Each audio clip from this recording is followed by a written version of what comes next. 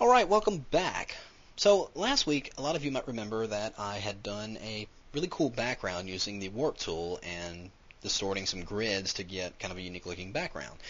And this week, we're going to do something with the warp tool yet again. And you'll probably see me using the warp tool a lot because it has a lot of versatile features. It can do a lot more than it seems it can do. I mean, obviously, you've probably seen demonstrations where you can wrap a logo around a bottle or something like that, but if you really dig in and really experiment with this tool, you'll find it has a lot of really cool possibilities. And this is one of them. Here I have a aerosol bottle, and I want it to make it seem as though there's actually something spraying out of this bottle here. I want something, just shooting right out of there.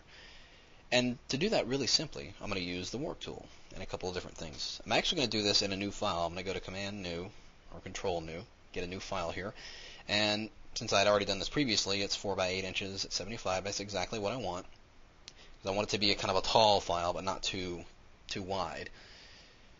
And we'll hit OK.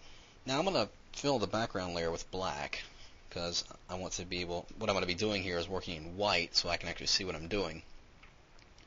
So we got a background layer filled with black. I'm going to create a new layer, and we're going to over here and get my brush tool. Now I want to make sure my foreground color is set to white.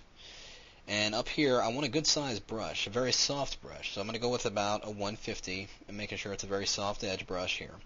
I want to make sure that my blending mode for this brush is set to dissolve. We're not changing the blending mode of the layer, it's staying normal. We're just changing the blending mode of the brush here and how it affects when we paint. So with all that set, I'm going to go up here right up to the top of the document, almost to the top, and then click just one time. There I get my kind of really pixelated brush effect there because we have it set to dissolve. Now I'm going to bring up my free transform on this item by Command or Control T. Then I'm going to right click or control click on that item and bring up this pull down menu and go to warp. Now I'm going to go right here in the middle of the grid of this warp area, click and drag from that center all the way down to roughly the bottom of the document. Just about like that. I'm going to hit enter. And here you can see we're getting already what looks like a really cool spray effect. Now what I do need to do is tweak this a little bit, because then right down here at the bottom, where the part where it's going to be coming out of the nozzle, needs to be a little tighter in there. It's a little too rounded and wide right there. So I'm going to bring up the free transform again and also bring up the warp once more. This time I'm going to grab the corner handles and just kind of push those in a little bit, just to tighten up that tail end right there, just like that. And then we'll hit enter. So there I have it.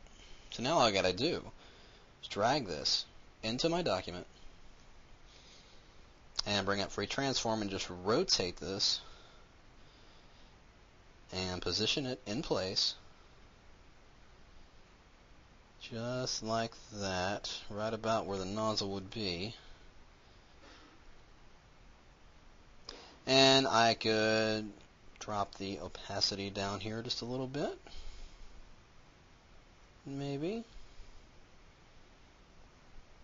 and there we have it. Just in a really short step, using that warp tool, we were able to create a realistic looking nozzle spray effect right here in this file. So again, one of the many possibilities of this tool. I encourage you to really play with it and push it and really discover what you can create with it. So have fun. See you next time.